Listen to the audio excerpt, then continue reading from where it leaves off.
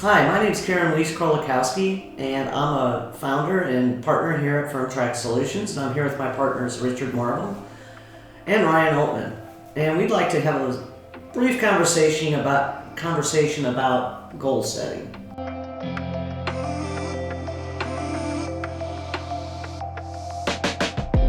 Ryan?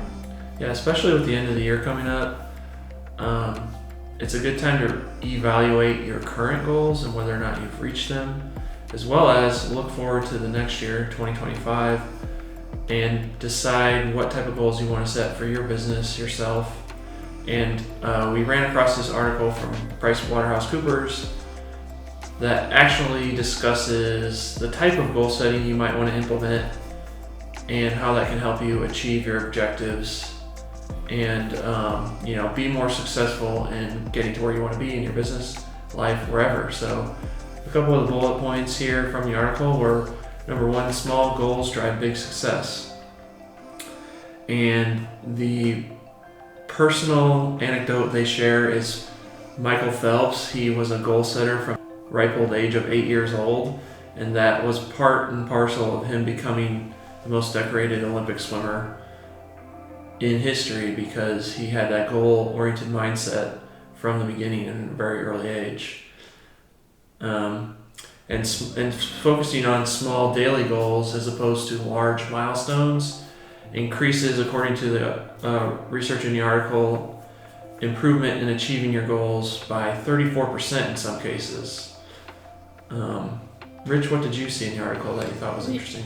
Yeah, I think that the goal setting at this stage of the year is a really good idea as far as working into 2025. And it's interesting in this article, and I think it's just true if anyone would have any logical thought on it, that if you start with a big goal and you can break that goal into smaller chunks that are more attainable, those things that you can reach on a daily basis, you're going to have more satisfaction in the things that you do. You're also going to have less stress relative to the goals and the goal setting that you have for your particular project.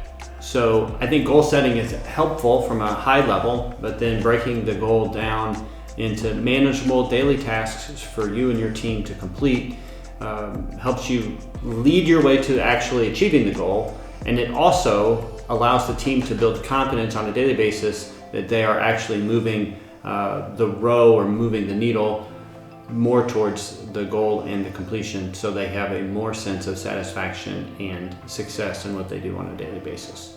And I think it's important from a leadership standpoint to empower your team to be able to set their own goals as well and bring those goals to you and see how they would like to break it down and have their input.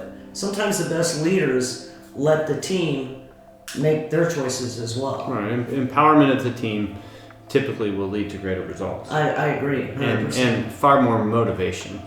So I think that, and a sense of accomplishment. Well, accomplishment, which again I think creates more team unity, it creates more ownership in what they're accomplishing, and more success and pride in the work that they do.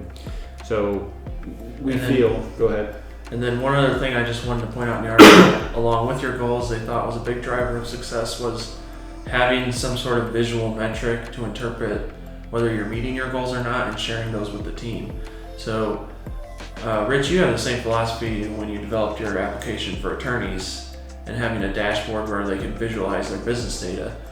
You really can't start to improve until you have a benchmark of where you're at and then work towards your ultimate place you want to be in a visual form of an actual line graph or whatever it's going to be, a percentage, accomplish, that type of thing. So I thought that was really made a lot of sense in terms of goal setting and how that ties into business metrics. You can have the same types of success metrics for your own goals for your company. Well, it really just comes into the objectivity as opposed to subjectivity. Once you're able to take your subjective goals and break them down into objective components, then you can actually then objectively measure them in a way that's meaningful for the team and the organization. And I also think it helps build morale in your team, in yourself, and in the overall company goals. Yeah, very good. Well, that was a brief discussion on goals here from firmTRAK Solutions. I'm Ryan, this is Carin, and that's Rich. And we appreciate you stopping by. Check us out on the web at firmTRAK.com and any of the social media. Thanks.